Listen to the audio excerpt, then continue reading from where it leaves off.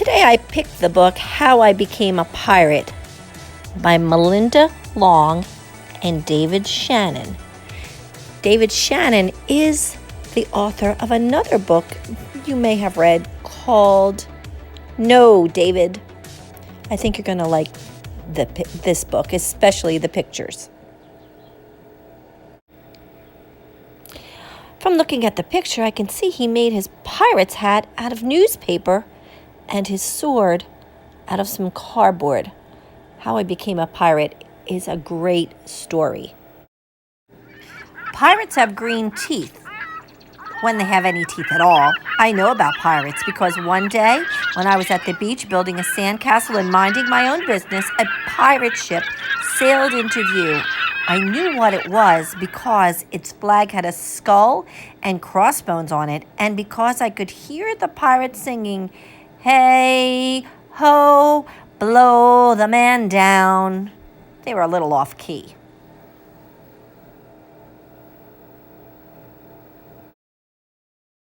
I tried to tell Dad, but he was busy setting up the beach umbrella. I tried to tell Mom, but she was busy slathering my baby sister with sunblock. So I went back to my sandcastle, but I kept an eye on the pirates. By then, they were rowing to shore.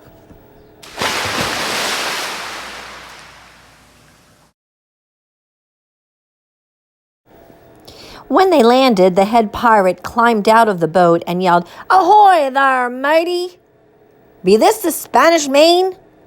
"No," I said. "This is North Beach." "Shiver me timbers," the pirate said. "We must have taken a wrong turn at Bora Bora."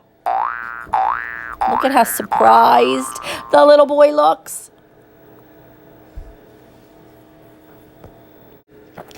He walked around my sandcastle. He looked at the moat, then yelled back to his crew, "He's a digger, he is, and a good one to boot." "A good one to boot," the others agreed.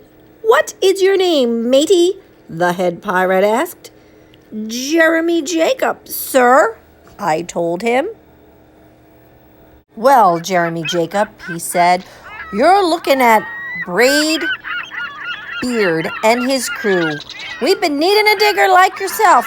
We've a chest of treasure to bury." "Aye, treasure," the others shouted. "You're coming with us," Braid Beard told me. I didn't think Mom and Dad would mind, as long as I got back in time for soccer practice the next day. What do you think your Mom and Dad would say if you left with a bunch of pirates? That's how I became a pirate. Looks like he's having an awful lot of fun.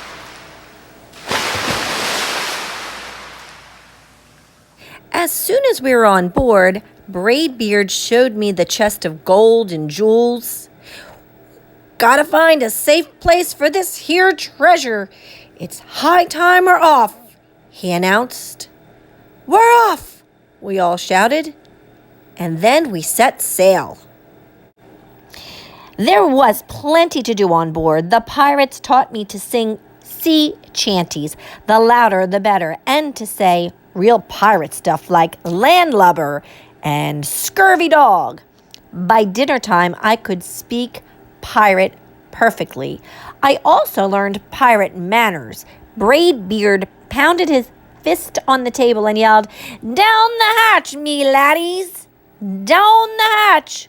we all shouted. Braid Beard gulped his food and said, "Hand over the meat! The meat!" we all roared. Nobody told us to finish our spinach. There wasn't any. Or to chew up our carrots. They weren't allowed on board. We talked with our mouths full, and nobody said please or thank you. After dinner, I tried to teach the pirates to play soccer. Braid Beard kicked the ball and yelled, "Arg, soccer! Arg, soccer!" the crew yelled. Then everybody dove for the ball at once, and it rolled right off the deck. "After it, me hearties," Braid Beard commanded. "After it," we all whispered. We fought over who would go get the ball, but it didn't matter anyway, because a shark came along and swallowed it in one gulp. So much for soccer. By now, it was past my bedtime, but nobody tells pirates to go to bed, to take a bath, or to brush their teeth. Maybe that's why their teeth are green. Pirates sleep with one eye open just in case, and they don't change into pajamas unless they want to. Pirates don't do anything they don't want to do, except for maybe swabbing the decks. I wanted to be a pirate forever. Looks like he's having a lot of fun with that pillow fight. But then I found out what else they don't do. When I couldn't stay awake any longer, I asked Braidbeard to tuck me in and read me a story. Tuck you in? He bellowed. Pirates don't tuck. No tucking, the crew cried. And the only thing they had to read was a map. Don't you have any books? I asked. Braidbeard looked confused. Books? I didn't even bother to ask about a goodnight kiss. It wasn't easy to fall asleep without a story, but I was finally dozing off when a storm broke.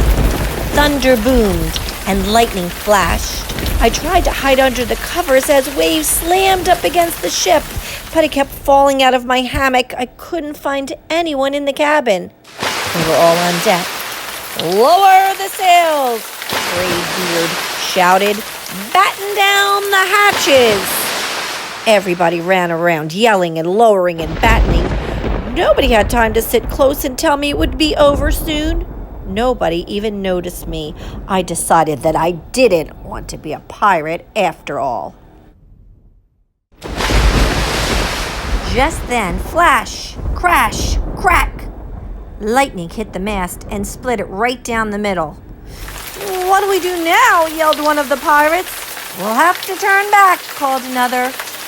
But my treasure, hollered Braidbeard. Where will we bury the treasure? I stepped forward. Maybe I can help. I shouted over the wind. I think I know the perfect digging spot. When the storm was over, we rowed back to shore and buried the chest. I drew a map so we could find the treasure again, but I don't think I'll need it. After that, the pirates repaired the ship and got ready to set sail. Before they left, Braidbeard handed me a flag and said, You make a fine pirate, Jeremy Jacob. Guard that treasure well. We'll be back to get it soon enough. Soon enough, the crew repeated.